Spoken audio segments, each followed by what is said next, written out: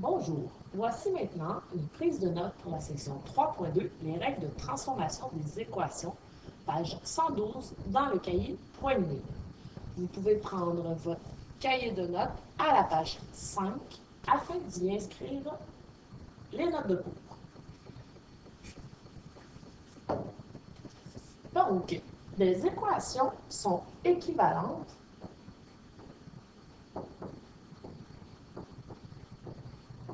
les équations sont équivalentes si elles ont la ou les mêmes solutions. Exemple, 2x égale 18 et 3x égale 27 sont-elles équivalentes? Une façon de faire, c'est d'aller réduire notre équation afin d'aller déterminer la valeur de notre x. Donc ici, 2 fois x égale 18. Si je vais aller déterminer x est égal à combien, qu'est-ce que je devrais faire? Je devrais venir ici et diviser par 2. Si je le fais d'un côté, je dois le faire de l'autre côté de l'égalité aussi, ce qui me donnera x est égal à 9. Maintenant, vérifions pour 3x égale 27, quelle est la valeur de x lorsqu'on va isoler notre variable.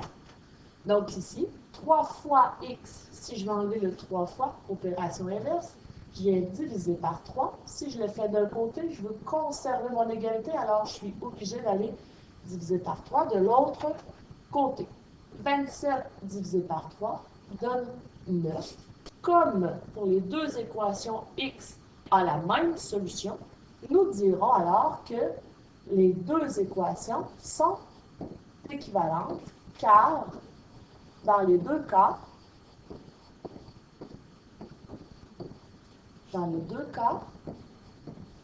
x est égal à 9. Maintenant, les règles de transformation des équations permettent d'obtenir des équations équivalentes. Afin d'en déterminer les solutions. Ces règles doivent donc conserver les solutions de l'équation initiale. C'est-à-dire les transformations que je vais faire à gauche de l'égalité, je dois les faire à droite de l'égalité afin de conserver celle-ci. Règle numéro 1. Additionner ou soustraire.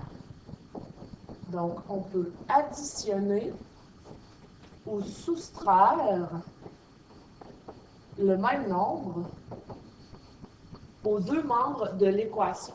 C'est-à-dire, je peux additionner ou soustraire un nombre à gauche de l'équation, je dois le faire aussi à droite. La règle numéro 2, je dois multiplier, on doit multiplier ou diviser selon l'opération que je retrouve dans l'équation, les deux membres de l'équation par un même nombre différent de 0. Mettons maintenant en pratique les deux règles que nous venons de voir. Dans l'exemple, l'équation x plus 5 égale 12, si je veux résoudre l'équation, donc aller isoler la valeur de x, je regarde ici. X plus 5 est égal à 12. Donc, si je veux obtenir seulement le x, qu'est-ce que je dois faire? Je dois commencer par enlever le plus 5. L'opération inverse de plus 5 est moins 5, pardon. Si je le fais moins 5 à gauche, je dois faire aussi moins 5 à droite.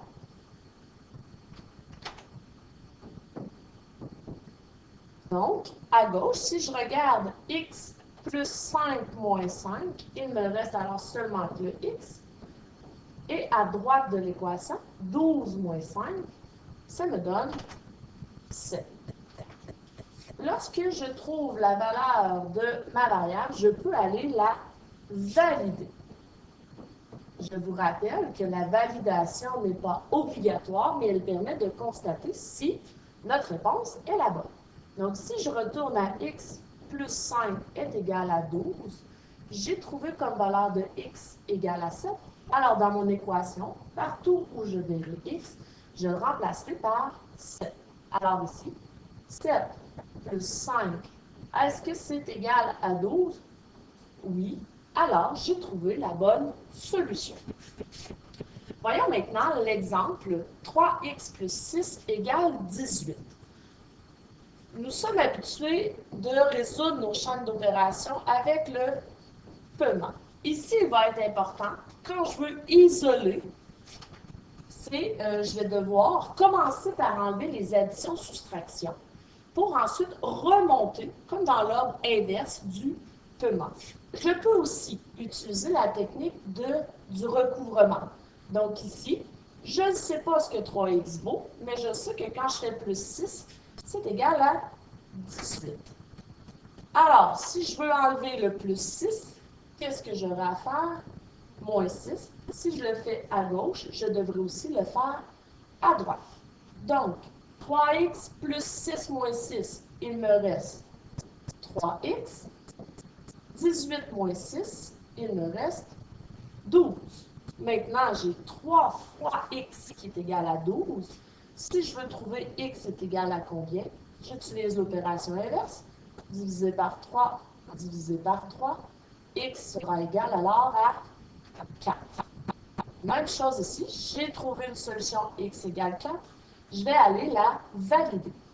3 fois 4 plus 6. Est-ce que ce sera égal à 18?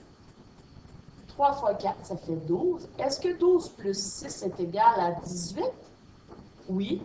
Alors, je suis assuré que mon x égale 4 sera la solution.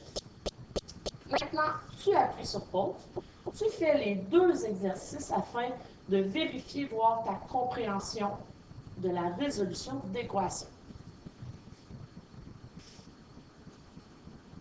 Donc, dans le numéro 2, à la page 113 du cahier de points de mire, on dit, dans chaque cas, détermine la ou les opérations qui permettent d'obtenir des équations équivalentes. Donc, en A, on dit x plus 8 est égal à 19. C'est notre première équation. On dit qu'elle est devenue x égale à 11. On veut savoir qu'est-ce qu'on a fait pour partir de x plus 8 égale à 19 et arriver à x égale 11. Donc, ce qu'on a fait, nous avons enlevé 8 de chaque côté.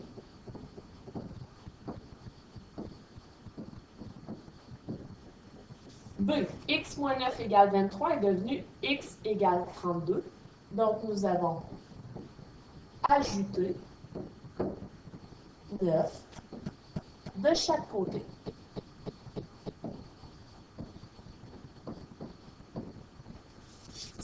Fois x égale 56 est devenu x égale 8. Nous avons divisé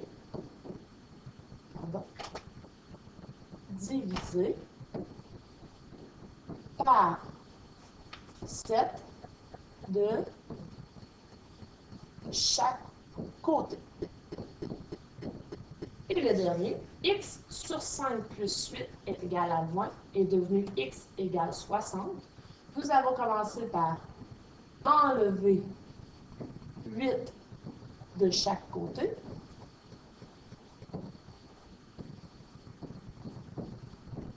Et ensuite, nous avons multiplié par 5 de chaque côté aussi.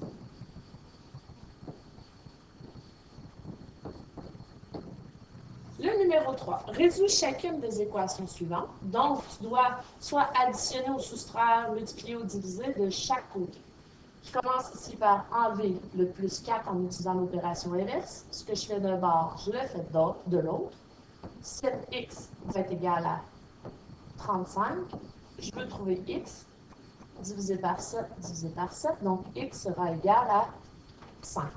Si je fais ici ma validation, 7 fois 5 plus 4 donnera 35 plus 4, qui sera égal à 39. Alors, j'ai trouvé la bonne solution. Je veux enlever le moins 2, donc je dois faire plus 2 de chaque côté. X divisé par 4 va être égal à 3. Si je veux enlever une division, je vais multiplier par 4 de chaque côté. X sera égal à 12. Si je fais ma validation, 12 divisé par 4 moins 2, 12 divisé par 4, 3, moins 2, est-ce que c'est égal à 1? Oui, et voilà, la validation, j'ai trouvé la bonne valeur de X. Maintenant, tu peux aller dans ton fournir faire les exercices proposés. Merci et bon travail!